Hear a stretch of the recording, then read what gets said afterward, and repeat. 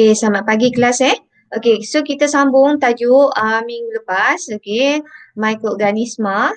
Okey, sebab kita baru belajar ada dua sahaja. Okey, alga dengan fungi. Okey, baru dua saja. So hari ini kita masuk virus, bakteria dengan protozoa. Okey, so kita mulakan dengan protozoa. Okey, yang kali ini cikgu cepat-cepatkan sikit eh. Okey, sebab nanti tak habis pula. Okey, kejap eh.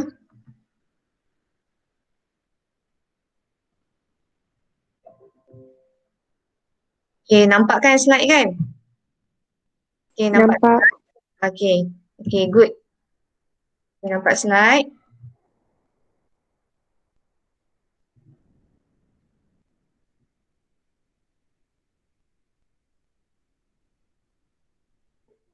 Okey, so ni kejap. Ada yang baru masuk pula. Cikgu kena admit seorang tu. Sebab awak tak guna ID MOE. Okey, Navaniden. Okey, so hari ni kita masuk protozoa. Okey. So protozoa, okey ni gambar ni contoh-contoh protozoa eh. Okey, contoh-contoh protozoa. Kejap eh.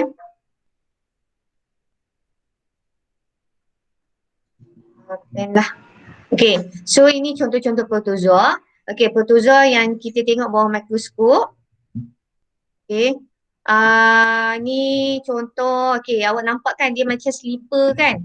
Okey, macam kasut. Okey, tapak kasut. Okey, so kita tengok tepi-tepi dia ni nampak ada bulu-bulu halus ni. Okey, ini dah dibesarkan oleh mikroskop. Okey, so tepi-tepi ni semua ada tepi dinding sel ni. Okey, semua ada bulu-bulu halus. Okey, so itu dah dibesarkan berkali-kali ganda okey dekat di bawah mikroskop. Okey, so kita teruskan. Okey, teruskan. Okey, saiz protozoa. Okey, so awak nampak kan? Okey, kejap. Ada lagi yang kena ni. Kejap eh. Okey, Junziang. Kejap kejap.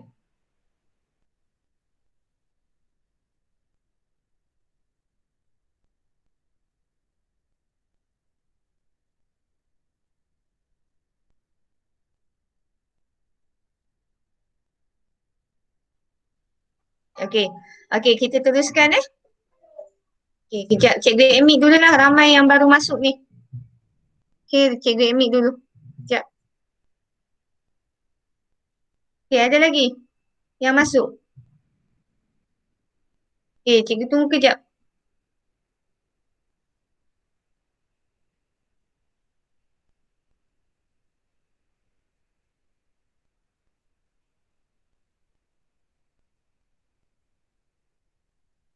Okey. Ada lagi? Kejap lagi tengah kelas dia tiba ada Emily. Kejap kelas sains. Hari ni 27 kan? 7. Okey, ada lagi. Seyong.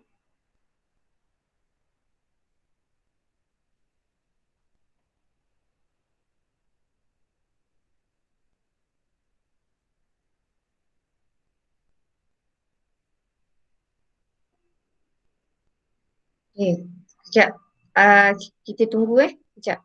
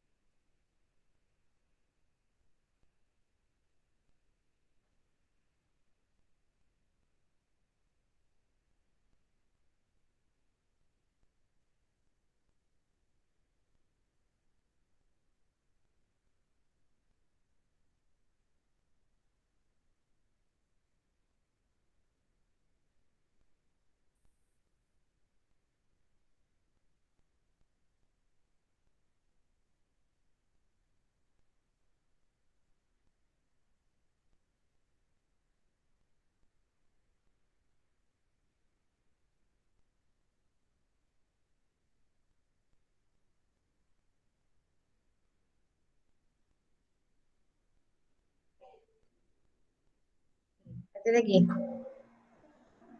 Kejap. Kan Umi punya student. Okey, cikgu dah masuk kehadiran. Okey, dalam link kelas masing-masing. Okey, so awak boleh tick Tapi lepas ni cikgu akan check juga kehadiran. Okey, guna Meet. Okey. So hari ni cikgu tak bagi Google Form untuk isi kehadiran. Okey, dah pergi naik atas. Okey. So awak boleh isi dalam poll tu ikut kelas awak. Okey, cikgu dah bagi dekat Telegram kelas masing-masing. Okey, so kita sambung. Okey, saiz protozoa. Okey, kita tengok saiz protozoa. Okey, dia tidak menentu tapi biasanya kita nampak dia macam slipper, macam tapak kasut. Okey, so kita tengok dia ada bulu-bulu yang halus. Okey, so kebanyakan protozoa ni, kebanyakanlah saiz dia tak menentu tapi kebanyakannya dia saiz dalam 5 mikrometer hingga 250 mikrometer. Okey, so 5 mikrometer tu sangat kecil. Mikro ni 10 kuasa negatif 10 kuasa negatif 6. Okey, 10 kuasa negatif 6. So memang kita boleh tengok bawah mikroskop cahaya yang kuasa rendah. So mikroskop cahaya ni maksudnya mikroskop yang menggunakan cahaya. Okey, yang biasa je lah yang ada dekat lab. Okey, so protozoa ni memang dia terbentuk dalam berkumpulan. Dia tak akan bentuk single-single, dia tak ada satu-satu. So dia akan bentuk berkoloni tu maksudnya dalam berkumpulan. Dia ada geng-geng dia. Okey, okey. So cikgu cepatkan sikit So tengok nampak dia punya pattern dia ni. Saiz ni nampak ni pattern dia ni. Okey, pattern dia ni macam tapak kasut. Okay, so slipper kan, macam slipper kan. Okay, so kita kenal kalau dalam soalan exam, dia bagi gambar macam ni, so kita tahu dia adalah protozoa. Okay, so dia banyak bentuk tapi biasanya, okay, yang macam paramecium ni kan. Sekejap ada lagi yang cikgu kena admit. Okay, Zati. Okay, ada lagi. Okay, tolong ni Okay, sekejap. Okay, so yang biasanya ni yang kita kenali sebagai paramecium ni bentuknya bentuk slipper. Okay, so awak ingat Parameswara kan? Okay, so nama protozoa ni yang glamour, sangat-sangat glamour adalah paramecium. So dia bentuk slipper, so dalam dia ada mikronukleus, mikronukleus, makronukleus, cytoplasma.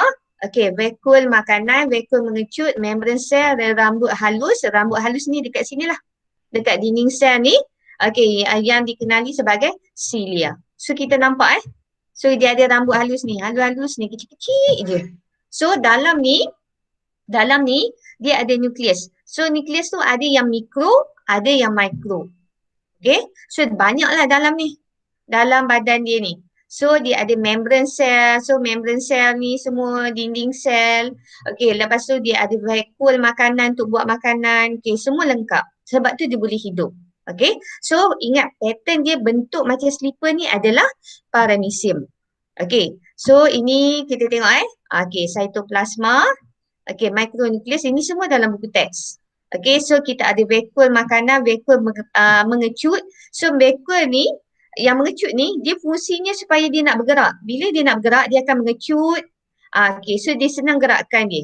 Mengecut lepas tu dia gerak. Mengecut dia gerak. Okey, so kita ada mikronukleus dengan mikronukleus dengan mikronukleus. Kalau namanya mikro, benda tu nukleus tu mesti sangat kecil. Kalau namanya makro, nukleusnya sangat besar. Dia nukleus. Okey, nukleus tu maksudnya main point, isi kandungan utama dalam struktur badan dia. Struktur asas badan dia. Okey. Okey, ada seorang lagi. Okey, Nagesh. Okey, lagi. Okey, dah. Okey, next. Okey, ni. Okey, ini pattern lain pula. Okey, so kita nampak kan dalam ni ada nukleus-nukleus yang kita namakan makronukleus dengan mikronukleus. So nampak banyak kan? Okey, dalam ni. So sebenarnya kita ada cilia ni, ada rambut halus tapi kita tak nampak di tepi-tepi dia. Okay, so ini kalau yang berubah bentuk, kalau slipper tadi kita panggil paramecium. Amoeba ni dia bentuknya tak tetap, dia bentuk kejap macam kita apa tu, macam apa cikgu cakap, yang bentuk macam jelly tu. Okay, kita boleh buat bentuk macam-macam kan. So kejap-kejap dia bentuk macam ni. Kadang-kadang dia bentuk macam star. Okey, kadang-kadang dia bentuk macam ni. Suka-suka hati dia. Okey, kadang-kadang dia bentuk star kan. Star macam ni. Okey, so pattern dia macam-macam. Okey, so dia boleh berubah dia memang akan bergerak sebab tu kita ada vacuole mengecut. So bila dia bergerak, okey, dia akan berubah bentuk dia. Okey, dia kalau kita nampak ni kita rasa geli lah. Tapi sebab benda ni kita tak nampak. Okay. So dia sangat memang sangat kecil lah. Okay. Sangat kecil, boleh nampak bawah mikroskop sahaja. Okay. Okay. So sekarang ni dia tetap ada sama. Nukleus ataupun mikronukleus, makronukleus, dia ada vakuole mengecut. Vakuole mengecut ni untuk mudahkan dia bergerak. Okay. Lepas tu dia ada membran sel. Membran sel ni memang struktur asas lah. Okay, untuk sesuatu mikroorganisma. Okay, so lepas tu dia ada nukleus dalam ni. Okay, itu semua adalah benda yang wajib ada dalam struktur badan ataupun struktur asas sesuatu sel. Okay, so kita tengok okay ni, nukleus. Okay, nukleus. Okay, cytoplasma. Okay, vakuole mengecut, vakuole makanan. Untuk vakuole makanan ni, okay, untuk dia dapatkan makanan. So ini untuk mengecut, untuk pergerakan dia. So amoeba, dia pattern dia tak macam ni. Pattern dia ada yang macam ni, ada yang macam-macam pattern. So dalam exam, kalau keluar pattern lain, oh cikgu itu bukan amoeba. Itu tak. Okay, pattern dia banyak. Dia tak terhad kepada satu bentuk saja. Bentuk dia boleh berubah bila dia bergerak. Okay. Okay, so tengok pattern ni pula. Macam mana pattern dia. Okay, so dia bila bergerak je pattern dia dah berubah. Okay, so macam mana dia dapatkan makanan, nutrisi. Okay, so sekarang ni dia boleh menjalankan fotosintesis. Okay, tapi bukan semua protozoa. Contoh protozoa yang dapatkan fotosintesis hanya Euglena. Okay, namanya Euglena. Okay, so dia sebab dia ada klorofil. Sebab tu dia boleh menjalankan fotosintesis. Okay, hanya Euglena sahaja. Amoeba, paramecium tak boleh. Okay, contoh tengok kalau Plasmodium dan ada bersifat parasit. Okay, kejap. Ada yang masuk lagi. Ini yang tak masuk on time ni. Okay, Batma. Okay, lagi. Dah. Okay. So sekarang ni dan ada yang bersifat parasit. Parasit tu maksudnya dia pergi tumpang dekat benda yang hidup, organisma yang hidup. Okey, organisma yang hidup contohnya Plasmodium. Plasmodium ni adalah contoh protozoa juga. Okey, dia pergi tumpang dekat benda hidup. Contohnya dia tumpang dekat haiwan, dekat manusia. Okey, tumpang benda hidup. So dia mendapatkan nutrisi atau makanan daripada benda yang hidup tadi, daripada organisma yang hidup tadi. Itu namanya bersifat parasit. Okay? Okay. So ini fagositosis ni apa? Fagositosis. Okay? Apa maksudnya? Fagositosis. Cepat. Siapa boleh jawab? Cepat. Apa maksud fagositosis? So dah nampak kan fagositosis. So amoeba ni, okay? Amoeba ni dia dapatkan makanan melalui fagositosis. Euglena sahaja boleh buat. Okay, kita ada paramecium, kita ada amoeba, kita ada Euglena, kita ada Plasmodium. Sekarang ada 4. Okay, yang biasa, yang glamour selalu keluar lah. Okay, paramecium bentuk slipper. Amoeba, okay, kalau tengok sebelum ni, okay, amoeba ni dia bentuk dia macam-macam bentuk. Okay, so kalau okay, Euglena. Okay, Euglena biasanya kita tengok bentuk dia pun lebih kurang macam ni lah. Macam amoeba sikit. Dia bentuknya ada yang panjang. Okay, so Euglena ni specialnya dia boleh buat makanan sendiri. Okay, lepas tu yang keempat, Plasmodium. Plasmodium ni ditumpang dekat organisma yang hidup. Okay, bukan ditumpang dekat mikroorganisma. Ditumpang dekat organisma. Organisma tu maksudnya macam manusia lah, haiwan, maksudnya kita boleh nampak organisma tu. Kalau mikroorganisma adalah benda yang seni, yang kena tengok bawah mikroskop. Okay, so sekarang ni amoeba ni dia bersifat fagositosis. Okay, fagositosis tu maksudnya okay, dia ada apa tu ni pseudopodium. atau kaki palsu. Okey, dia bergerak, lepas tu dia buat, dia cari makanan, lepas tu dia buat macam satu pagar. Dia kepung makanan. So makanan tu dia punya. Okey. So itu kita namakan fagositosis. Okey, kejap ada yang baru masuk, cikgu kena ambil. Okey, siapa ni? Lau Mesin. Okey. Okey, Siva tak faham. Okey, sekarang ni protozoa yang glamour kita ada 4. Okey, kita ada paramecium. Okey, paramecium bentuknya skipper. Lepas tu kita ada amoeba.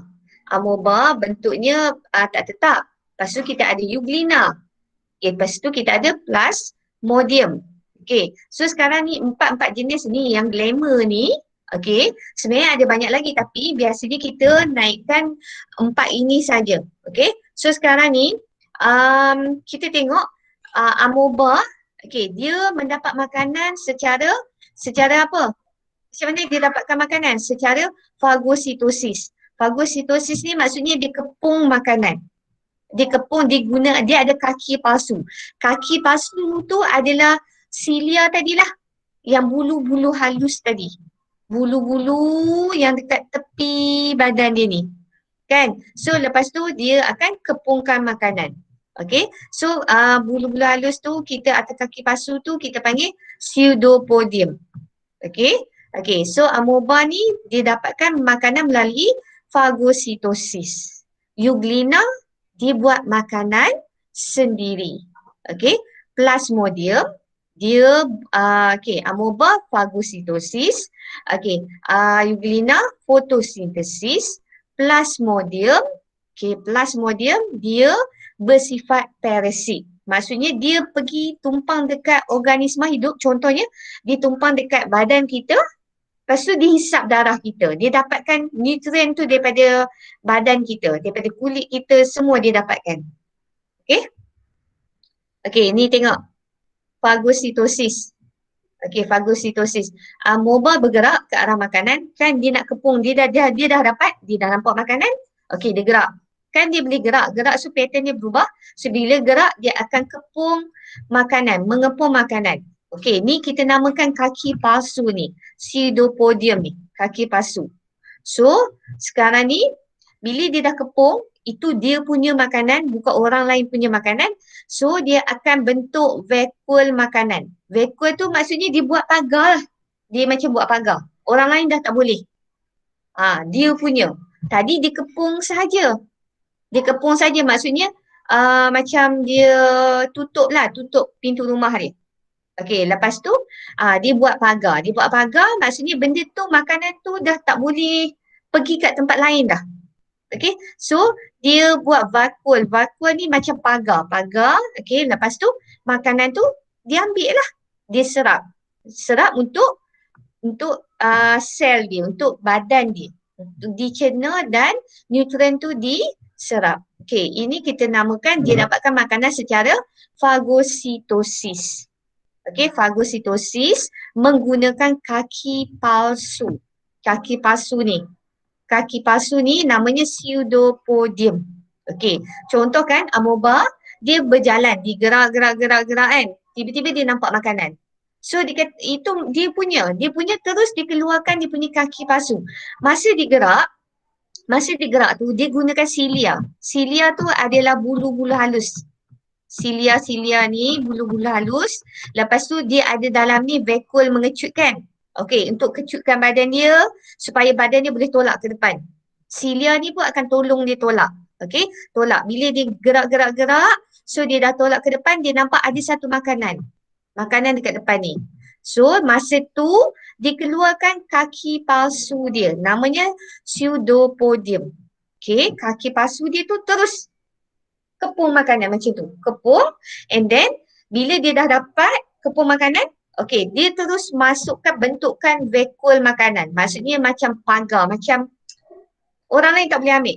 Vakuol makanan, lepas tu baru dia serap makanan tersebut. Dia serap dan dia cernakan. Okey, so dia dapat kat dia lah. Okey, so sekarang ni kita tengok cara pembiakan protozoa Okey, protozoa kita ada paramecium, kita ada amoeba, kita ada euglena, kita ada apa tadi? Satu lagi. Ni, kita ada plasmodium. Okey, plasmodium yang bersifat parasit. Tapi plasmodium ni jarang kita sebut. Okey, biasa yang glamour, sangat-sangat glamour adalah paramecium, amoeba dan euglena. 3 tu. Okey, plasmodium jarang kita sebut lah, jarang keluar, biasa jarang keluar lah. Tapi kita tak tahu. Yang 3 tu sangat glamour, paramecium, amoeba dan euglena. Okey, euglena boleh buat makanan sendiri. Yang lain kepung. Plasmodium dia bersifat parasit. Okey, so sekarang ni macam mana pembiakan dia? Macam mana dia membiak? Okey, so membiak kita tengok paramecium bentuk slipper. Okey, tengok macam mana pattern dia.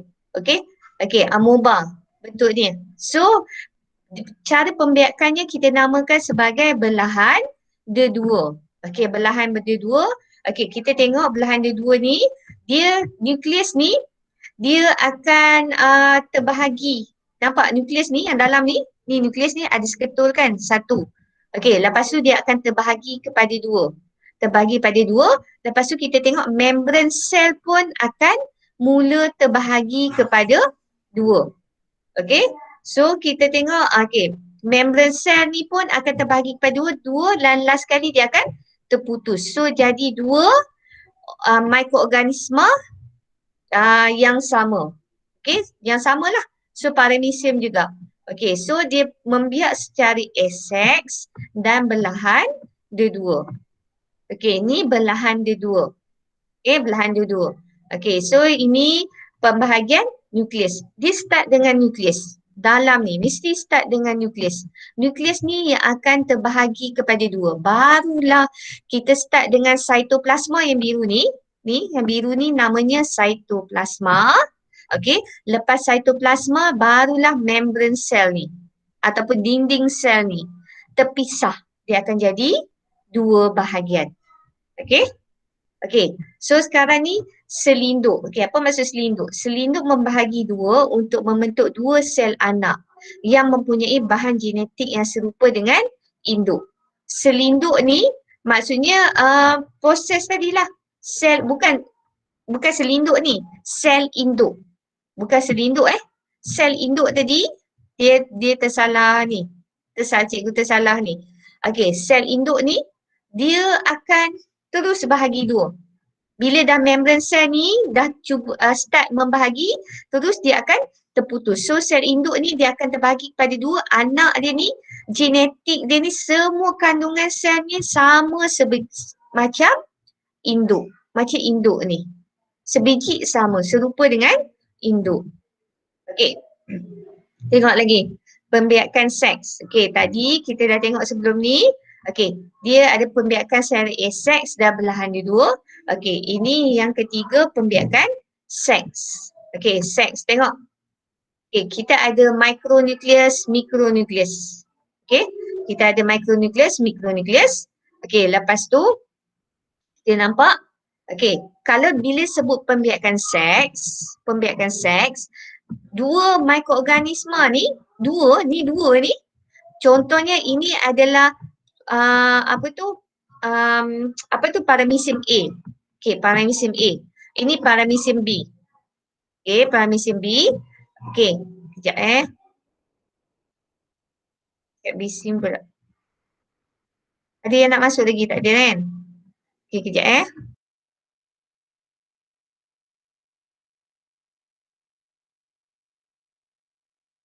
Okay, kita tengok balik sorry cikgu suruh anak cikgu slow, bising. Okay, so sekarang ni kita ada dua paramecium. Paramecium banyak sebenarnya, berjuta-juta paramecium sebab dia adalah mikroorganisma. Okay, so paramecium A dengan paramecium B terjumpa, kawan lama terjumpa. Lepas tu dia pun suka falling in love and then so jadilah pembiakan seks. Pembiakan seks ni mesti melalui konjugasi. Konjugasi maksudnya nampak tak? Dalam setiap badan tu, setiap sel asas dalam paramecium, kita ada mikronukleus, kita ada makronukleus. So dia akan bertukar. Bila dia dah berlaku konjugasi, nampak? Yang merah ni adalah untuk paramecium A. Okey, mikro untuk A. Okey, yang biru ni adalah mikronukleus, maksudnya nukleus yang paling kecil lah untuk paramecium B. So, bila berlaku konjugasi atau pembiakan seks, okey, dia akan bertukar genetik. Tukar genetik. Macam kita, ibu dengan ayah. Okey, ibu rambut kerinting, ayah rambut lurus. So, bila berlaku pembiakan seks, meiosis, dia akan bertukar dia punya kromosom dia kan. So, genetik dia, DNA dia akan bertukar. Okey, lepas tu kita akan nampak ada variasi. Okey, variasi. So, kita nampak ni kan. Mikronukleus dia. Ada yang dah bawa gen daripada gen asal warna merah. Okey, lepas tu gen daripada dia punya ni partner dia warna biru. So kita nampak ada 4 sel anak yang terbentuk yang terdiri daripada pelbagai variasi. Okey, dia pun ada variasi sendiri, bukan kita sahaja. Okey, so kita tengok pembiakan seks melalui konjugasi. Okey, dia bertaup. Bertaup tu maksudnya dia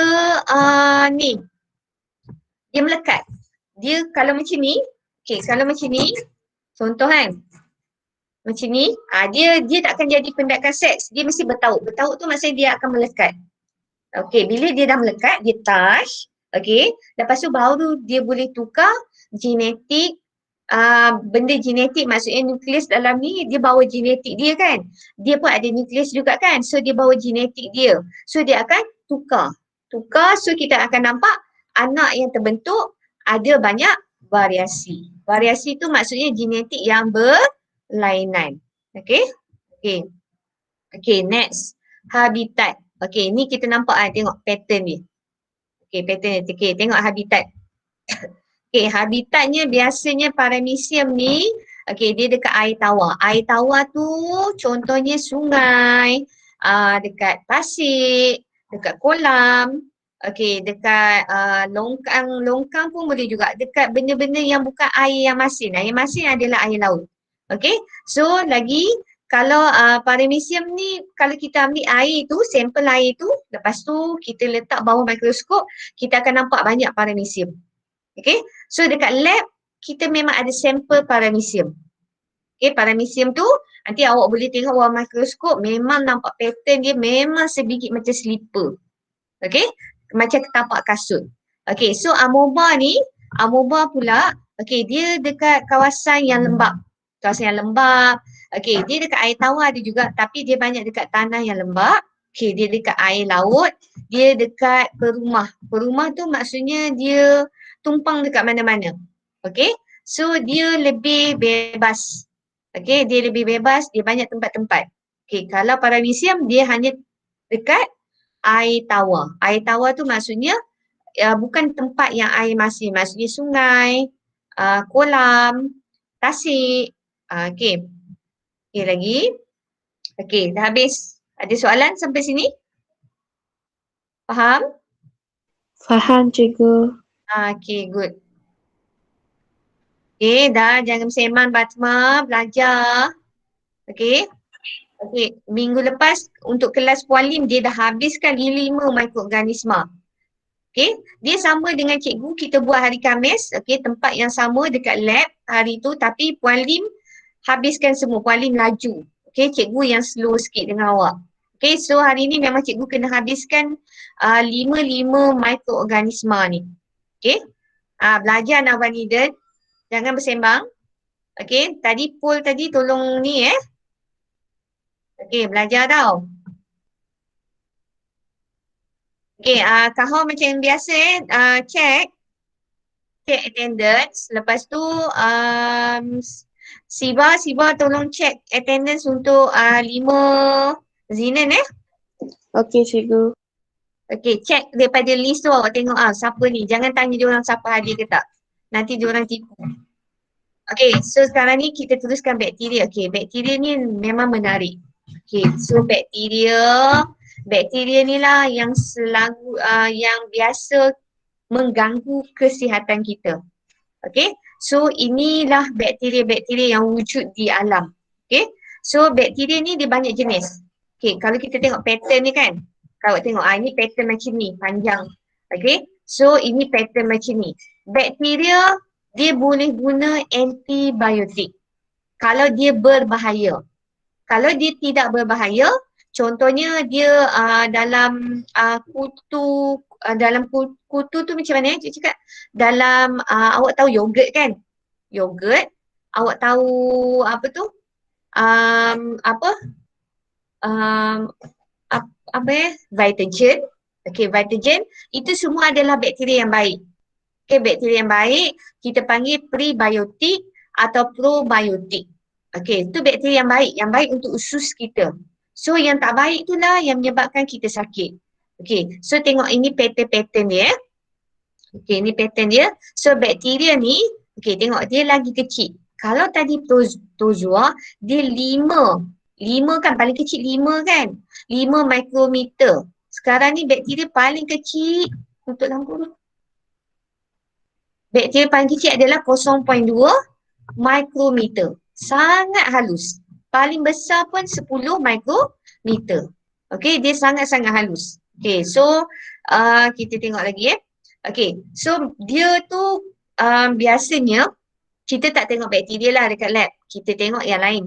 Protozoa, alga, okey, fungi. Okey, kalau bakteria yang ni kita kena pergi dekat lab yang ada mikroskop yang power lagi, yang mikroskop cahaya tapi kuasanya lagi power, lagi tinggi. Contohnya dekat apa tu? Hospital, makmal hospital. Contoh kan kita demam, kita ambil darah, betul? Darah tu dihantar ke makmal dekat lab dia.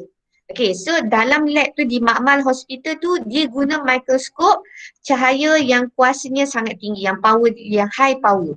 So dia boleh nampak dengan jelas sebab saiz dia sangat kecil.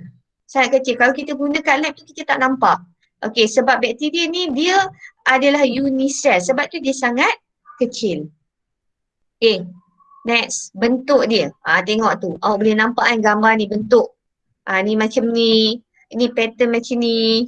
Okey. So sekarang ni sekejap. Dah cepat. Okey, sekarang ni bakteria ni dia dah dikelaskan. Dia ada grup-grup dia dah kelaskan. Okey, macam kelas ni, kelas ni, kelas ni. So dikelaskan ikut dia punya bentuk asas. Bentuk asas, bentuk dia, pattern dia. Okey, ada yang bentuk coccus. Coccus tu bentuk bulat. Ni sfera. Ni coccus. Okey, bentuk bulat. Ada bentuk pilin, spirilium. Spirilium ni macam bentuk apa tu? Makaroni. Macam ni. Spiral punya. Spiral berpusing-pusing rambut. Okey, ada bentuk panjang, okey, namanya bacillus, okey. Ada yang bentuk koma, okey, ataupun vibro. Okey, koma ataupun kita kenali sebagai vibro. Okey, so kita tengok pattern dia Okey, okey, yang ini cikgu cakap tadi. Coccus bentuknya bulat. Coccus. Coccus tu sfera. Okey. Spirilium ni macam apa tu? Spiral punya kan? Spiral punya dia bulat-bulat gelung-gelung, okay, spiral. So kalau dia tengok darah kita ada bentuk bakteria macam ni. So bakteria tu dalam kelas spirilium. Okay, spirilium. Okay, lagi bacillus bentuknya root. Bacillus. Dia bentuk root panjang-panjang. Okay, so yang kita akan guna di makmal untuk buat eksperimen adalah bawah bacillus. Bacillus ni bakteria yang cikgu sebut tadi yang dalam yogurt, dalam Vitagen, dalam Yakult. Okey, itu bakteria bawah grup bacillus. Bacillus. So bentuknya root, panjang-panjang. Okey, bentuknya panjang-panjang. So bakteria tu yang baiklah untuk macam prebiotik, probiotik yang baik untuk usus. Okey, lagi. Okey, bentuk vibro. Vibro, okey, dia bentuk macam ni. Macam sperma sikit kan? Okey, macam berudu, bentuknya vibro. Ataupun kita panggil sebagai koma. Okey, koma tengok yang ni. Okey, vibro atau koma. Okey, root bentuknya panjang. Spirilium bentuknya bergelung-gelung-gelung, spiral. Okey, coccus bentuknya bulat-bulat. Okey, so ingat Okey, ingat pattern dia. Okey, bakteria sangat penting. Okey, so kita tengok. Okey, tu. Kalau dah dibesarkan. Kalau besarkan kita tengok gelinya. Tak nak pegang kan, tak nak ni. Tapi benda tu lah yang wujud dalam badan kita. Okay, so sekarang ni bakteria ni dia ada dinding sel. Dinding sel yang kuat. Teguh tu maksudnya yang kuat. Okay, kenapa dinding sel ni? Untuk bagi bentuk dan sokongan. Maksudnya dia nak bentukkan badan dia. Contohnya dia nak bentukkan fokus, bentukkan bulat. So dia mesti ada dinding sel dia. So dia nak bentukkan bentuk root. Panjang tadi kan? Okay, so dia ada dinding sel dia yang boleh bentukkan dia jadi panjang. Okay, so dinding sel ni tidak dibina daripada selulosa tapi dibina daripada asid amino. Asid amino dan polisakarida. Okay, so dia tak bina daripada selulosa. Okay, maksudnya dibina pada asid amino. Asid amino tu daripada protein. Okay, okay next. Okay, so kita tengok struktur asas dia. Ini yang jenis root. Okay, jenis root. Jenis panjang. Root tadi yang cikgu cakap bacillus tadi. Okay, so kita ada dinding sel, ada membrane sel. Membrane sel di dalam dinding sel di luar. Lepas tu kita ada genetik dia ni macam DNA dia lah. Bahan-bahan genetik tu macam DNA dia. Okay, DNA dia. Lepas tu yang warna peach ni ada cytoplasma. Okey, lepas tu dia ada macam ekor. Ekor ni adalah flagellum. Flagellum. Lepas tu kat luar ni kita namakan sebagai kapsul. Kapsul lah. Satu macam ubat, satu kapsul. Okey, yang dot-dot-dot ni ada bintil glycogen. Okey. So ini adalah pattern dia. Okey. Next. Okey, nampak? Ini bentuk root tadi. Bentuk root tadi yang cikgu sebut tadi, bacillus tadi. Okey, bacillus tadi nampak? Ini adalah yang panjang ni nampak ni. Yang panjang ni adalah flagellum. Flagellum. Flagellum. Okey, ini gambar yang sudah dibesarkan. Okey, nampak? Tu, macam mana? Okey, so kita tengok. Okey, bakteria ni dia bentuk kapsul. Nampak kapsul? Dia bentuk macam ni. Kapsul macam ubat, kapsul, bentuk kapsul. Okey, kapsul. Lepas tu dia ada dinding sel. Okey, dia dalamnya ada dinding sel, dalam dinding sel dia ada membrane sel. Okey, so kat luar ni dia ada rambut halus. Ni kat luar badan ni ada rambut-rambut halus. Okey, tadi yang kaki kita panggil cilia. Okey, untuk bakteria kita panggil sebagai pili. Okey, so dia macam satu sokongan jugalah. Tadi untuk protozoa, dia untuk bergerak, untuk dia senang stand. Kalau untuk ini pun pili ni, dia senang nak stand ataupun senang nak melekat. Senang nak berdiri, senang nak stay dekat situ. Senang nak melekat dekat sesuatu tempat. Okey? Okey, so bakteria ni, dia punya ekor. Ekor yang tadi yang cikgu cakap tadi adalah flagellum. Flagellum ni dia akan bergerak, tolong dia bergerak ke depan. Okey, dia yang akan tolong gerak-gerakkan. Okey, supaya dia senang ke depan. Okey, lagi. Okey, ni. Nampak? Ini semua bentuk root. Ni bentuk root. Tapi ini sudah dibesarkan. Okey, so sekarang ni dia dapat makanan. Ada yang ada klorofil sendiri tapi tak banyak. Okey, ada yang tak. Okey, ada yang klorofil sendiri. Okey, so sekarang ni kita tengok. Okey, ada yang bersifat parasit. Parasit maksudnya dia pergi tumpang dekat organisma yang hidup. Perumah tu organisma lah. Perumah tu contohnya organisma. Contohnya bakteria tu pergi tumpang dekat basma, dekat badan basma. So basma tu adalah perumah dia. Basma adalah organisma yang hidup. Okay, so dia akan dapat nutrien daripada basma. Maksudnya dia dapat makanan, dia dapat nutrien, zat-zat semua dia ambil pada badan basma. Darah semua disedut. Okay, okay, next. Okay, ada juga yang bersifat saprofit. Saprofit ni maksudnya dia pergi tumpang tempat benda yang mati. Organisma yang dah mati. Contohnya pokok yang dah mati, dekat kayu, Okey, dekat kawasan-kawasan yang tak hidup, okey, dekat benda-benda yang tak hidup, okey, tapi dia dapatkan nutrien daripada benda yang mati. Okey, lagi habitat dia. Okey, habitat dia contoh kan tadi cikgu cakap dia tumpang dekat benda yang mati. Contohnya dekat kayu apa semua kan. So maksudnya dia duduk dekat tanah. Okey, dia dekat udara. Udara ni banyak ni. Kita bakteria tapi kita tak tahu. Okey, dia berterbangan. Okey, dia dekat air. So sekarang ni kesemua organisma ni dan bahan yang mereput. Mereput tu maksudnya dia bersifat saprofit.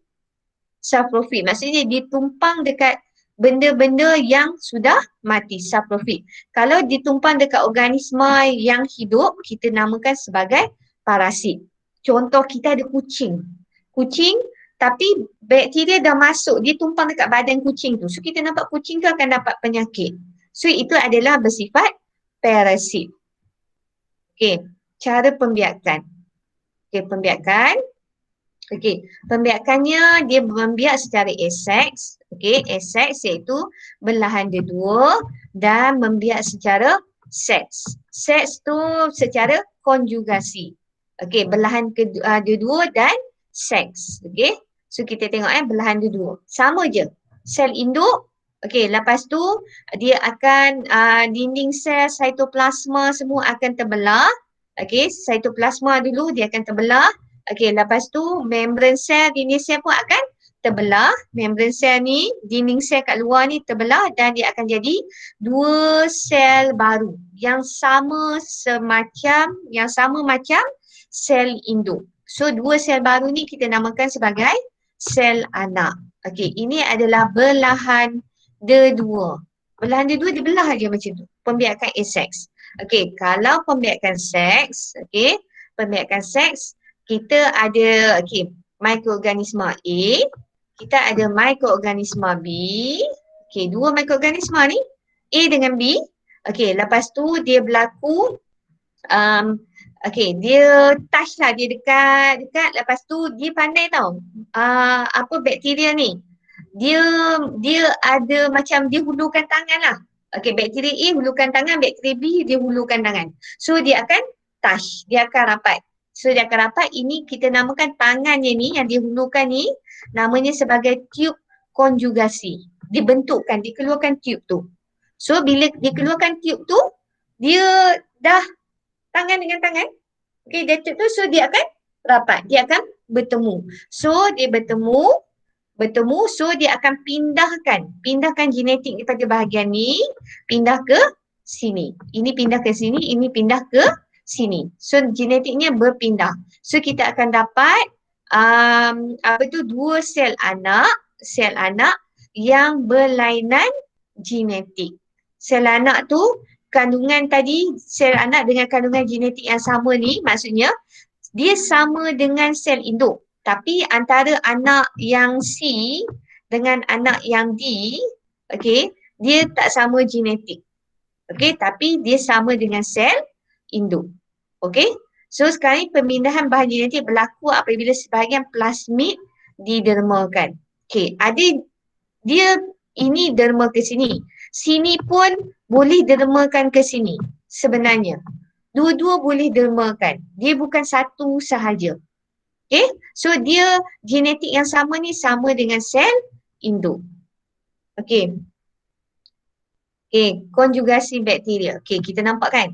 Ini adalah kromosom. Kromosom. Ini adalah struktur DNA. Kan? Nampak kan? Okay, kita belajar masa form 4 dulu kan? Okay, so sekarang ni plasmid. Plasmid. Okay, apa itu plasmid? Plasmid tu adalah gelang kromosom yang kecil yang boleh bereplikasi secara bebas dan bertanggungjawab untuk memindahkan bahan genetik semasa konjugasi bakteria berlaku. So sekarang ni dalam kromosom ni, dalam kromosom ni kita ada ni kecil-kecil ni gelang-gelang ni, gelang-gelang DNA dalam kromosom. DNA ni dalam kromosom. Kita dalam kromosom kita ada kromatik, semua tu kan. So dia ada gelang-gelang kecil ni yang dalam kromosom ni, maksudnya dia boleh berlaku bereplikasi. Replikasi tu maksudnya dia boleh berlaku pindah silang. Maksudnya dia boleh macam mana, boleh di photostate lah. Boleh ini jadi ini boleh jadi ni. So dia boleh copy and paste. Copy paste. Okay. So dia boleh copy paste tu secara bebas. So sebab tu dia senang membiak, senang agihkan genetik ni daripada satu bakteria ke bakteria yang lain. Faham? Okay. Maksudnya daripada sini dia senang je, dia ambil copy paste. Bereplikasi tu maksudnya dia boleh duplicate. Senang cik cakap duplicate. Macam kunci, kita ada kunci, satu kunci kita pergi kedai, kita cakap angka-angka buat kunci lagi satu macam ni. So itu nama duplicate. Dia senang nak berduplicate. Duplicate tu bereplikasi. Maksudnya dia senang nak copy paste. Okay? Okay. Okay, ciri-ciri istimewa. Okay, bakteria ni sebab dia ada yang baik kan. So dia ada ciri dia. Okay, sekarang ni bakteria seperti bacillus tadi yang cikgu sebut. Bacillus tadi, okay, bacillus ada bacillus macam-macam lah. Bacillus ni dia bentuk root. Bentuk panjang root ni. Okay, bacillus acrasis ni dia membentuk endospora. Endospora, so apa maksud dia bentuk endospora ni? So supaya dia tahan dalam sekitaran yang ekstrim. Ekstrim ni maksudnya kawasan yang terlalu panas atau kawasan yang sejuk, kemarau atau kekurangan makanan. Okey, sebab itulah kita tengok bakteria ni dia masih ada dalam badan kita walaupun kita kata tempat tu panas sangat, tempat tu sebab dia kuat tau. Dia ada satu daya tahan tu yang boleh dia duduk lama dekat dalam badan kita. So sekarang ni kita namakan dia ada bentuk endospora. Dia membentuk endospora. Bentuk dia ni endospora. Endospora ni dia nak bagi badan ni tu tahan lama dekat luar. Dengan cuaca yang panas, yang sejuk, yang kemarau. Kemarau ni maksudnya kurang air, yang kurang makanan. So dia lebih tahan lasak. Okay? So dia nak hidup, dia kena bentuk endospora. Ni endospora. Okay, ini bentuk root. Okay. Okay, ciri lagi. Okay, endospora. Endospora ialah spora yang terbentuk di dalam sel bakteria dan mempunyai permukaan perlindungan yang kuat. Okay, dia punya permukaan dia sangat kuat. Okay, sebab dia nak apa tu? Mengatasi kawasan-kawasan yang sejuk, panas, yang tak ada air, okay, yang kering, yang kurang makanan. Okay, so sekarang ni permukaan endospora ni akan pecah apabila kawasan persekitaran endospora sesuai untuk pertumbuhan dan seterusnya bercambah untuk membentuk bakteria yang baru. Okay, contohnya.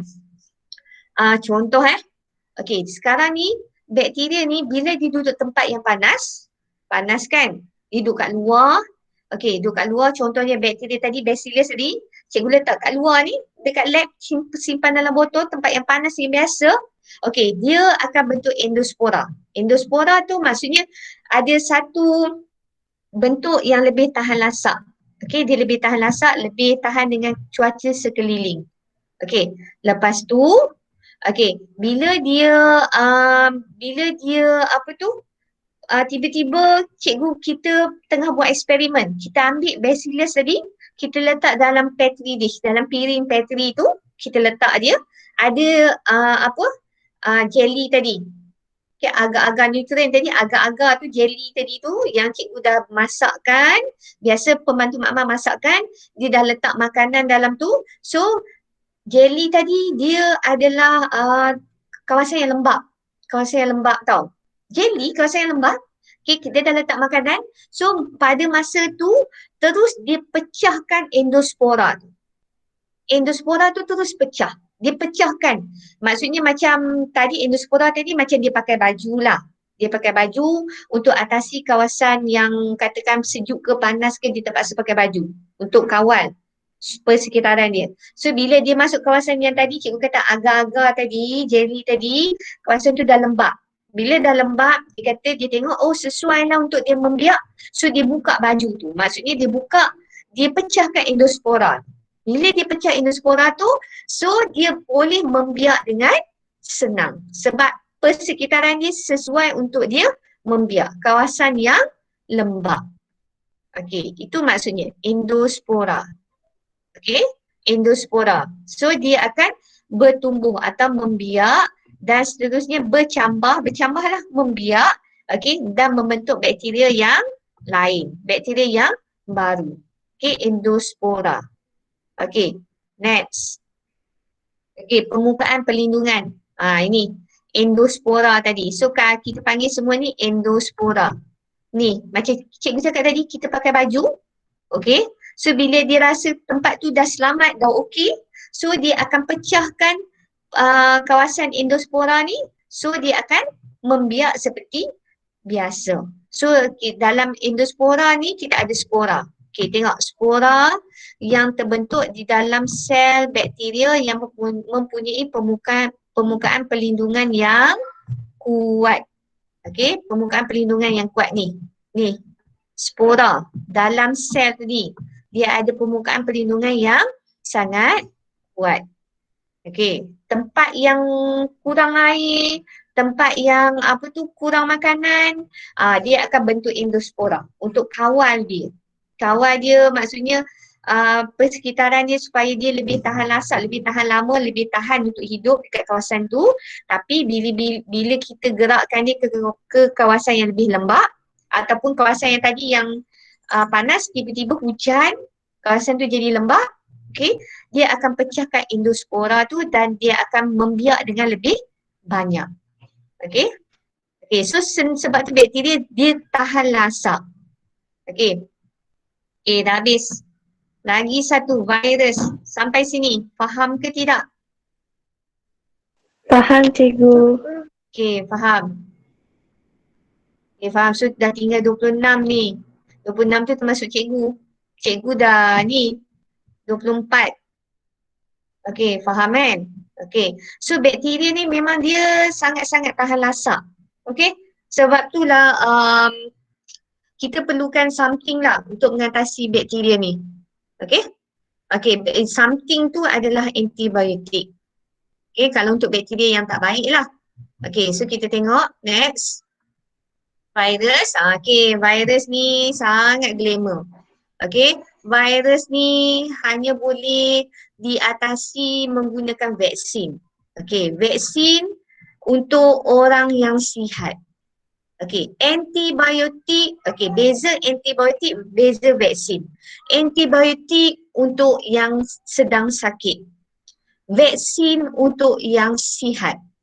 Antibiotik tak boleh bagi kepada orang sihat.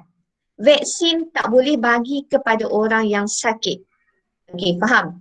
Virus tak boleh diubati menggunakan antibiotik. Okey, virus hanya menggunakan vaksin. So vaksin hanya untuk orang yang sihat. So contohnya kita masih sihat, kita tengah sihat ni tak sakit apa-apa. So kita boleh dapatkan vaksin apa-apa pun. Contohnya vaksin influenza. Influenza A. Okey, kita boleh dapatkan vaksin, banyak vaksin di pasaran dekat klinik. Okey, vaksin, okey, Tachayani dah pukul 9 baru masuk. Okey, kita boleh dapatkan vaksin, contohnya tuberkulosis, okey, vaksin apa-apalah. Tak kisah cikgu sebut kan. Okey, so vaksin ni banyak di pasaran. Okey, contohnya kan, kita daripada lahir, kita masa lahir je keluar daripada perut mak kita je, kita dah kena inject dekat sini, dekat buntut. So itu adalah vaksin. Vaksin tu perlu kepada orang yang sihat. So vaksin ni diperlukan untuk melawan virus. Okey, kalau bakteria, okey, kalau antibiotik dia perlu untuk ubat penyakit tadi yang disebabkan oleh bakteria. Okey, itu perlunya antibiotik. So tengok pattern virus. Virus semua dia bulat bentuk kokus, tapi kat luar dia tajam. Sebab tu lah kita tengok COVID coronavirus. COVID tu namanya coronavirus. Coronavirus.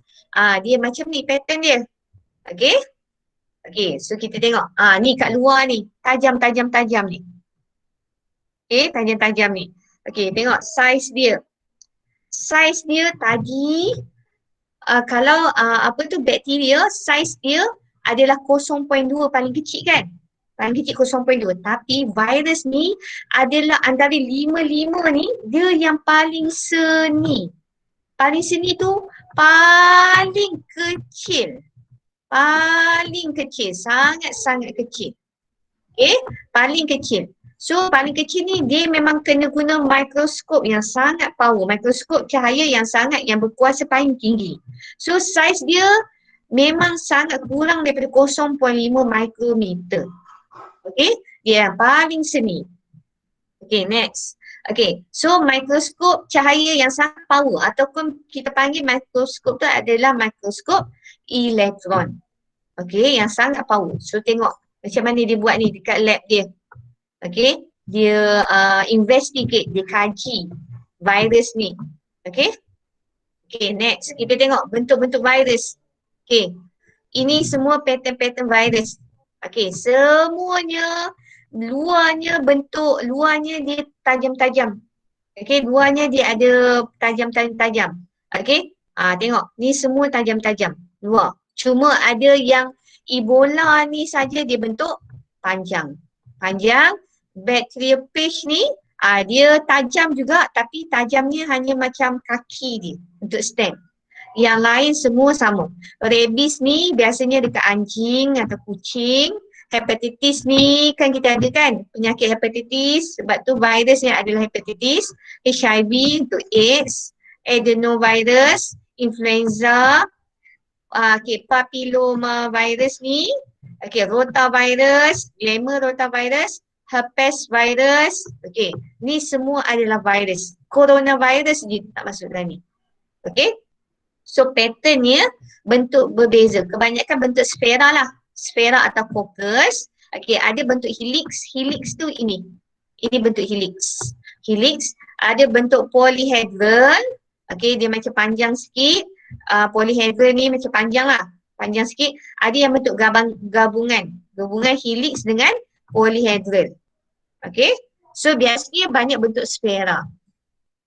Okay, so kita tengok bentuk virus.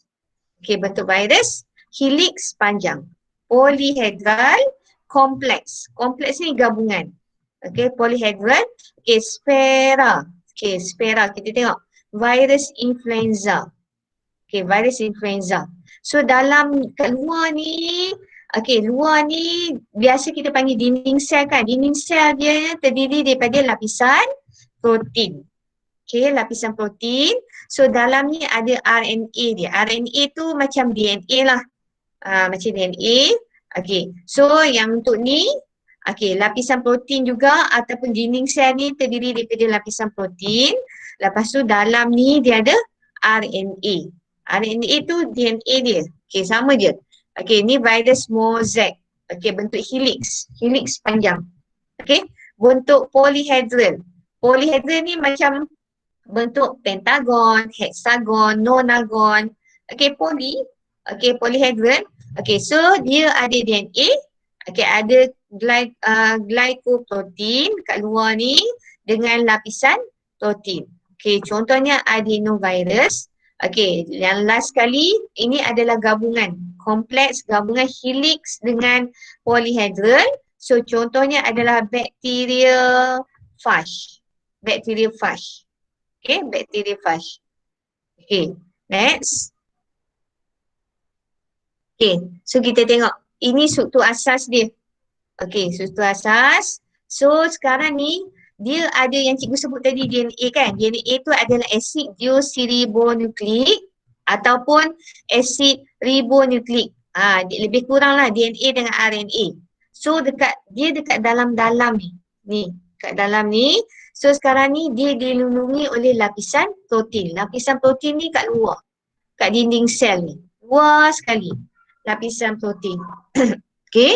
So dalam ni ada kod, kapsid, genom, glycoprotein. Okay, so ini glycoprotein ni adalah lapisan protein. Okay, so lapisan protein ni dia ada dalam ni pun ada juga lapisan protein kapsid.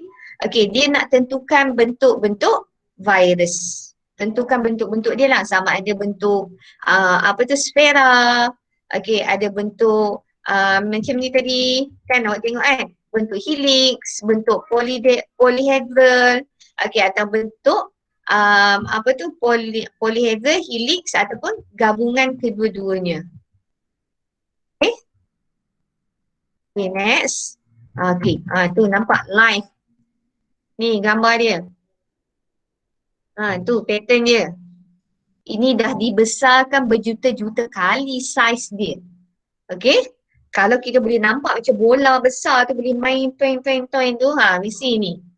Okay, benarnya kecil, halus sangat-sangat seni. Paling seni, paling kecil. Okay, so sekarang ni dia tak sama dengan organisma lain. Okay, virus tidak mempunyai ciri hidup di luar perumah kerana tidak menjalankan respirasi. So maksudnya tidak boleh bernafas. Dia tidak jalankan respirasi, dia tidak menjalankan perkumuhan dan dia tidak pertumbuhan dan tidak bergerak balas terhadap rangsangan. Okay, so dia tak ada respirasi, dia tak ada perkumuhan, dia tak ada pertumbuhan, dia tak ada bergerak balas. Okay, terhadap rangsangan. So sekarang ni dia hanya boleh membiak dengan menjangkiti sel perumahnya. Contohnya sel perumah tu, virus ni dia suka dekat benda yang hidup. Okay, benda yang hidup. So dia akan cari benda yang hidup ni, dia akan pergi jangkit. Okay, so dia akan membiak dengan cara menjangkiti sel perumah seperti bakteria, haiwan dan tumbuhan. So dia akan pergi carilah benda-benda yang hidup ni untuk dia membiak. Okay, dia nak jangkit ke satu tempat. So sekarang ni menunjukkan urutan proses pembiakan bakteriofag dengan menjangkiti bakteria, itu sel perumah.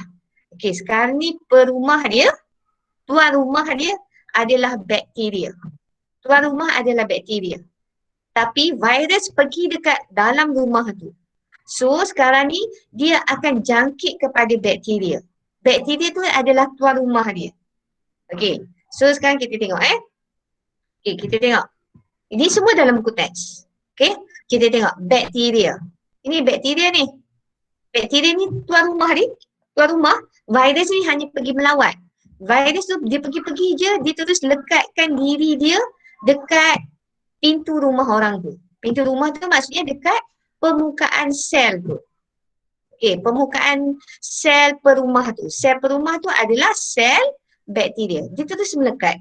Okay, bila melekat, virus tadi, dia terus keluarkan genetik dia tu adalah DNA. Keluarkan genetik tadi. Nampak genetik ni? Ni genetik ni. Dia keluarkan terus masuk dalam rumah orang tu terus. Okay, maksudnya terus masukkan dalam badan bakteria tersebut. Okay, lepas tu kita tengok apa yang jadi. Okay, dia dah masuk tadi kan? Okay, dia dah masuk. Okay, nombor 3. Okay, bahan genetik virus mengambil alih kawalan sel bakteria sambil membahagi dan menggunakan bahan di dalam sel bakteria untuk membentuk lapisan protein atau kapsid. Okay, sekarang ni dia dah lah pergi tempat orang, rumah orang. Lepas tu dia keluarkan DNA dia masuk dekat kawasan rumah orang. So sekarang ni genetik dia tadi dah masuk kawasan perumah tadi, masuk kawasan bakteria tadi, dia dah jadi bos. Dia ambil alih. Dia ambil alih kawal bakteria ni. Dia jadi bos. Dia ambil alih. Okey, dia jadi bos. Lepas tu dia ambil alih sambil membahagi dan menggunakan bahan dalam bakteria. So dia ambil alih, dia kontrol, dia guna semua. So lepas tu dia buat lapisan protein lain. Lapisan protein lain ataupun namanya kapsid. So dia jadi kuasa, dia jahat. Okey. So next nombor 4. Okey, nombor 4. Okey, lepas tu dia membiak. Bilangan virus baru dihasilkan dalam sel bakteria kian bertambah. Sebab dia dah ambil Dia dah ambil apa-apa semua dalam badan bakteria tadi. Maksudnya dia dah ambil bahan-bahan dalam rumah bakteria tadi. Dia ambil makanan, dia dah ambil apa, tak kisahlah semua-semualah. Dia dah jadi macam rumah dia. So dalam tu dia membiak. Dia membiak bertambah. Okey, lepas tu apa jadi? Okey, virus tadi dia pecahkan sel bakteria tu. Dia pecah, dia keluar. Dia keluar, lepas tu dia pergi cari bakteria lain. Dia pergi cari rumah lain pula. Dia buat benda yang sama. So kita nampak virus tu baik ke tak baik? Dia tidak baik. Dia pecahkan sel bakteria, lepas tu dia bebas, dia dah bebas, dia pergi serang sel bakteria yang lain. So ini dia bagi contoh bakteria. Bakteria tu adalah rumah itu. Okey, kalau cikgu tak nak bakteria, cikgu contohkan adalah manusia. Contoh manusia kan. Kita manusia. Okey, manusia. Okey, lepas tu cikgu contohkan, okey, manusia, tak naklah manusia, cikgu contohkan haiwan lah. Haiwan. Katakan katak. Katak, okey, katak, badan katak. Okey, lepas tu virus tu pergi tumpang dekat katak tu. Bila dah tumpang, dia dah melekat, so DNA daripada virus tadi, dia dah dikeluarkan masuk ke dalam badan katak tu. So bila dia dah masuk dalam badan katak, dia tumpang katak tadi. So sekarang ni dia kawal semua benda dalam badan katak tadi. Kawal semua, dia ambil makanan, semua dia buat macam-macam. Lepas tu dia buat lapisan protein dekat dalam badan katak tadi. Lepas tu dalam badan katak tadi dia membiak. Dia membiak, dihasilkan virus tadi, dia membiak jadi banyak. Dia jadi banyak, bila jadi banyak, lepas tu dia dah berkuasa dalam badan katak tadi, dia keluar, dia pecahkan sel-sel dekat dalam badan katak tadi. Dia keluarkan. So keluarkan, dia serang semua sel yang dalam badan katak tu, dia pecah. Dia jadi bos, dia keluar. So keluar, dia pergi cari katak-katak lain. So katak-katak tadi dah mati. So dia pergi cari kawasan yang lain, katak yang lain, ataupun dia cari haiwan-haiwan yang lain. Okay, so nampak sifat dia kan, sikap dia, macam mana ciri dia. So ini adalah pembiakan bacteriophage. Bacteriophage ni dalam sel bakteria. Okay, cikgu kita boleh guna untuk dalam badan organisma lain. Okey, faktor yang mempengaruhi pertumbuhan mikroorganisma. Okey, sampai sini. Faham ke tidak? Sampai sini cikgu masukkan sampai faktor Tidak baik serang sel katak. Okey, good. So faham kan? Macam mana virus tu kan? Pattern dia. Okey? Dia ni lebih, kalau kita tengok pattern virus ni, dia bukan bersifat saprofit. Saprofit tu maksudnya benda yang dah mati. Contohnya macam botol ni mati kan? Tak hidup kan? Virus masuk dalam ni. So ada dia dapat benda-benda apa-apa dalam ni? Tak ada kan? Sebab benda yang dah mati. Tak ada kepentingan untuk dia, tak ada kebaikan untuk dia. Okay? So dia pergi cari benda yang hidup. Okay, benda yang hidup. Sekejap. Okay, contoh.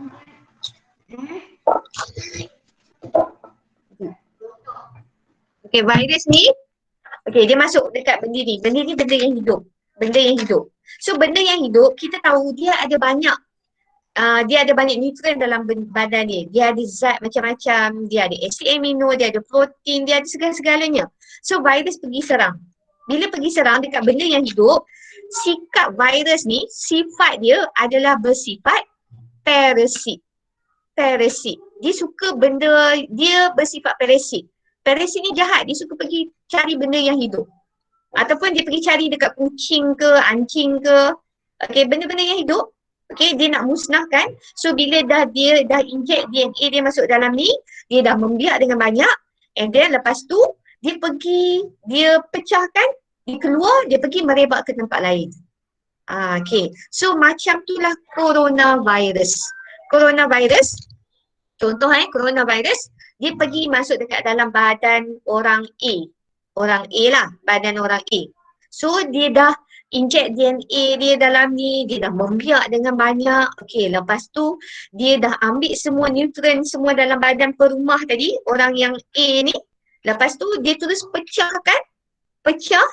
Cara dia pecahkan tu, dia keluar tu melalui titisan. Titisan daripada kita bercakap, daripada kita bersin, daripada ni flu tadi, sesama. Okey, dia membiak, dia keluar dan dia pergi cari organisma B pula, organisma lain pula. Okey, itu adalah cara virus. So virus ni memang senang membiak. Senang membiak. Senang ke mana-mana lah.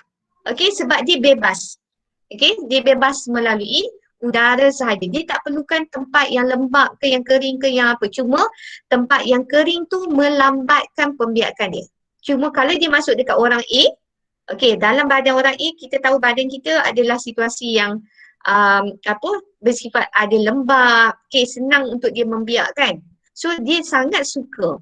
Dia sangat suka untuk lagi dia membiak dan terus dia pecahkan sel perumah tersebut.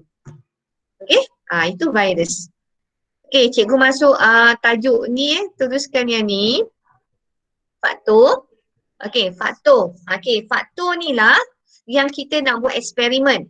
Okey, eksperimen ni memang kena buat. Awak naik je nanti. Okey, kita ambil masa, kita akan buat. Cikgu akan masak jelly tu agak-agak nutrien tadi. Okey, so kita akan buat setiap faktor ni. Okey, faktor yang pertama yang mempengaruhi pertumbuhan mikroorganisma. So mikroorganisma ada 5 tadi. Okey, faktor yang pertama adalah kelembapan. Okey, kelembapan. Dia tak nak kering, dia nak lembap. Okey, faktor kedua, cahaya. Sebab kita tengok ada mikroorganisma yang nak cahaya untuk membuat fotosintesis. Okey, lagi suhu. Okey, suhu macam mana yang sesuai. Okey, dan nilai pH. Okey, so nilai pH ni biasanya kita ada pH yang normal, kita ada pH yang bersifat asid, pH yang bersifat alkali. Okey, dan last sekali adalah nutrien. Nutrien maksudnya makanan dia. So macam mana tempat ada makanan perlu nutrien ke tak? Okey, yang mana perlu ke tak? Okey, so kita cikgu lajukan sikit yang ni. Okey, kelembapan. Okey, kelembapan keadaan yang lembap. Okey, confirm yang lembap sesuai untuk pertumbuhan mikroorganisma. Okey, so persekitaran yang kering ataupun yang terlalu basah macam yang air tu, air sentiasa mengalir. Okey, dia mikroorganisma tu dia tak mati, tapi dia jadi pasif. Jadi pasif tu maksudnya dia tidur. Dia tidur sahaja. Okey, so bila di tempat tu tiba-tiba sesuai jadi lembap lah semula, dia akan bersifat aktif semula. Okey, so masa tempat tu kering ataupun sangat basah, okey, berair, dia akan jadi kurang aktif atau dia jadi pasif. Okey, so next, cahaya. Okey, cahaya tengok. Okey, mikroorganisma seperti alga. Alga kita tahu ada klorofil kan. Okey, so dia perlukan cahaya untuk buat fotosintesis. Okay, so seperti kulat, okay, bakteria yang tumbuh dengan lebih baik dan keadaan gelap. Okay, so ada kita tengok macam roti kan, cikgu suruh awak roti yang dah expired, okay, cikgu suruh letak dekat dalam tempat yang gelap. Okay, kita tengok nanti lepas 3 hari kita nampak roti tu dah berkulat. Ada kan, kulat-kulat kan, ada muka kan, muka tu, so dia sesuai untuk tempat yang gelap. Okay, okay. So pendedahan kepada cahaya ultraviolet juga dapat membunuh mikroorganisma. So kalau kita dedahkan sangat bawah matahari banyak UV kan, ultraviolet ray, dia pun tak sesuai. Dia boleh bunuh mikroorganisma. Okay, next, suhu. Okay, suhu. Okay, so untuk eksperimen tadi yang lembap tadi, okay, cikgu lupa cakap back balik yang lembap tadi, kelembapan tadi, kelembapan ni. Okay, kita akan sediakan 2 bekas. Satu, awak letak dalam agar-agar jelly tu yang kering. Satu lagi jelly yang lembap. So, lepas 3-4 hari, kita tengok yang mana pertumbuhan bakteria tu banyak. Okay, itu kelembapan. Okay, untuk cahaya. Okay, cahaya. Okay, kita akan letak satu di tempat yang gelap. Kita akan letak, kita letak dua. Okey, satu kita letak tempat yang ada cahaya, Satu lagi kita letak tempat yang gelap. Okay, so jelly tadi ada neutron, kita letakkan bakteria, kita guna bakteria kita tak guna virus, kita tak guna alga, kita tak guna kulat, kita tak guna protozoa. Kita guna bakteria, kita letak bakteria kat sini, letak bakteria sini, dua-dua agak ada neutron, lembap, cuma satu, lepas kita letak bacillus, bakteria bacillus tu kita letak dalam almari yang gelap. Yang ini kita letak tepi tingkap yang ada cahaya matahari.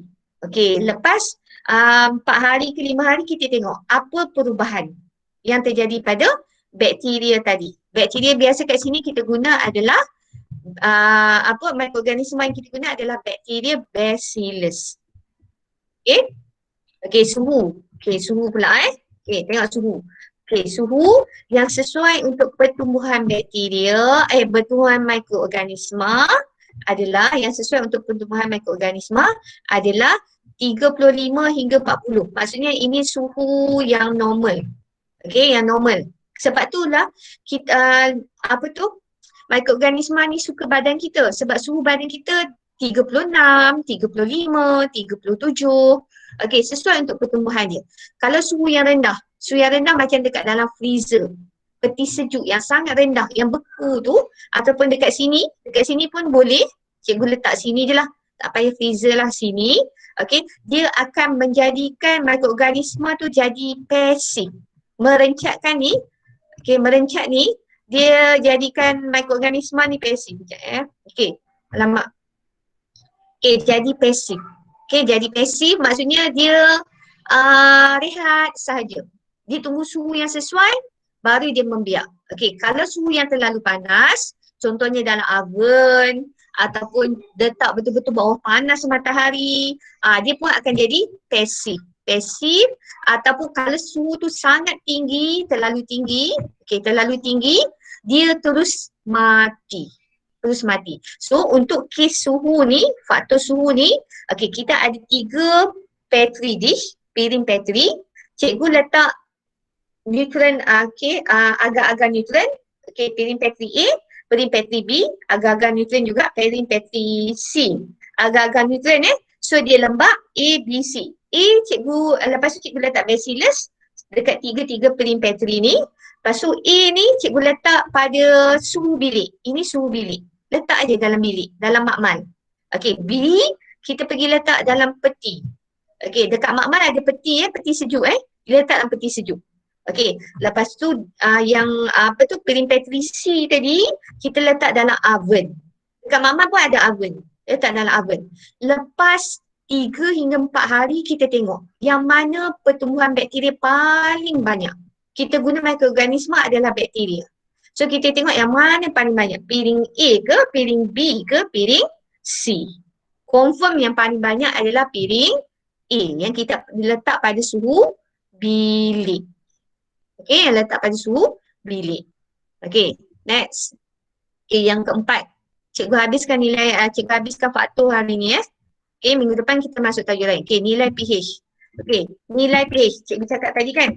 Okey, alamak, dah terkeluar. Okey, nilai pH. Kita ada yang bersifat neutral. pH 7 neutral. Kita ada yang bawah 7. Maksudnya pH 1, 2, 3, 4, 5, 6. Itu adalah pH yang bersifat alkali, asid, yang bersifat asid. Okey, 7 neutral. Lepas tu kita ada 8, 9, 10, 11, 12, 13, 14. Okey, daripada 8 sampai 14 adalah yang bersifat alkali. So kita sediakan piring petri juga A, B, C. A kita letak agar-agar neutron dengan bakteria tadi. Kita letak air suling. Air suling adalah pH 7, neutral. Kita tak guna air pipe sebab air pipe ada bahan-bahan kimia lain. Air pipe. Okey, tak sesuai. So kita letak air suling. Okey, lepas tu letak dekat bilik, dekat lab, dekat makmal. Okey, lepas tu piring B, petri dish B, kita letak asid dalam tu. Dah letak jelly, agar-agar nutrien tadi, dah letak bakteria, letak asid dalam tu. Okey, so kita letak juga di makmal. Okey, piring C ada jelly, ada bakteria, kita letak alkali. Alkali kat situ. So kita biarkan selama 4 hari. kita tengok mana bakteria paling banyak. So confirm bakteria paling banyak pada pH 7. pH yang normal ni, pH 7. Yang lain bakteria takkan hidup. Dia ada yang hidup tapi mungkin sedikit. Okay, yang sesuai. Yang lain dia akan mati. So dia tak sesuai dengan persekitaran yang berasid ataupun yang beralkali. Dia nak yang neutral. Okay, last. Okay, neutron. Okay, neutron. Tengok. Okay, nampak? Ni, kulat ni. So kadar pertumbuhan mikroorganisma meningkat dengan kehadiran neutron.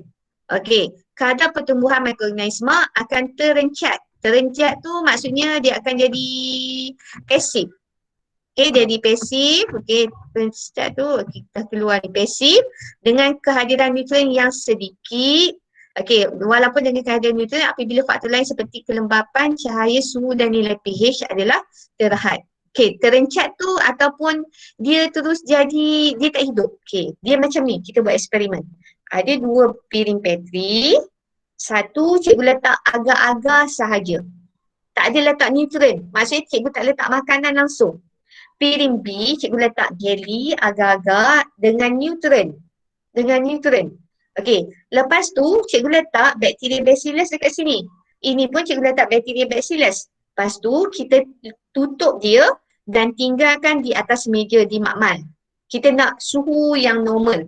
Suhu 37 normal. So lepas 4 hari kita tengok dekat piring Petri A ni yang tak ada neutron ni, tak ada langsung pertumbuhan mikroorganisma ataupun bakteria.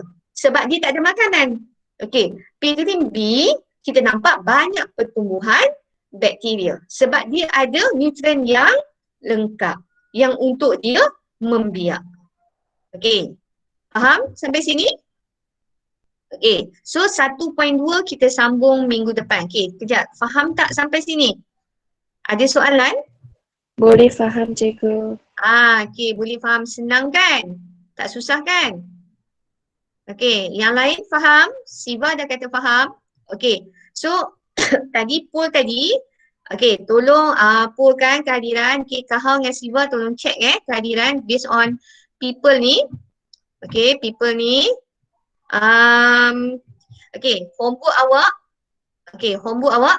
Okey, sambung buat okey untuk apa tu, protozoa, bakteria, virus. Okey, senaraikan dia punya ciri dia, pembiakan dia, 5 tadi, 5 ciri ni yang macam sebelum ni. 5 ciri yang sebelum ni. Okey, senaraikan. Okey, untuk protozoa, bakteria dengan virus. Minggu lepas kita dah buat 2 kan? Sambung lagi, buat lagi 3. Okey, lepas tu cikgu nak awak listkan je faktor. Listkan faktor-faktor yang mempengaruhi pertumbuhan mikroorganisma. Listkan. Kita ada 5 faktor. Okey, listkan faktor dia. Okey, lepas tu contoh kan. Sekejap Sekejap. Listkan faktor.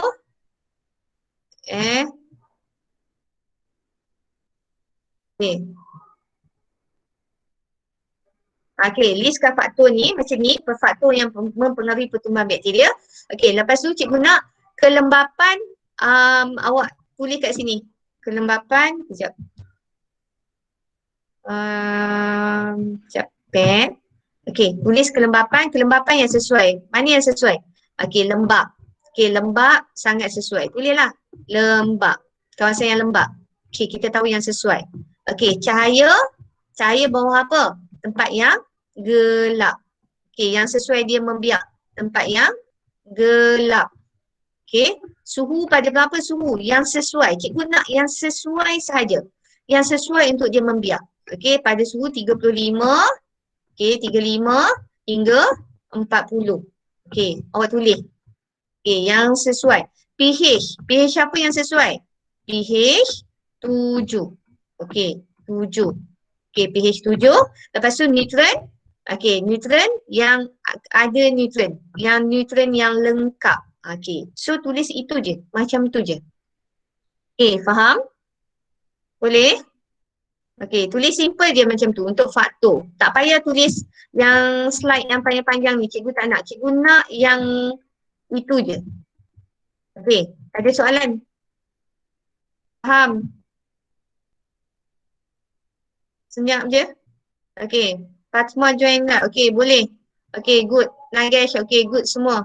Okay, so tak ada soalan. So kita sambung kelas minggu depan. Okay, so selamat bercuti besok Okay, so kalau apa-apa boleh ni dalam grup. Okay, so yang belum poll kehadiran, tolong vote untuk poll kehadiran. Okay, yang tak hadir jangan tipu So Siva dengan Kahau akan bagi kehadiran juga pada cikgu. Okay, okay, so itu je kelas hari ni. Okay, terima kasih semua yang join. So jangan lupa buat homework. Okay, so kita jumpa minggu depan. Okay, Bye, cikgu. okay, bye. Okay.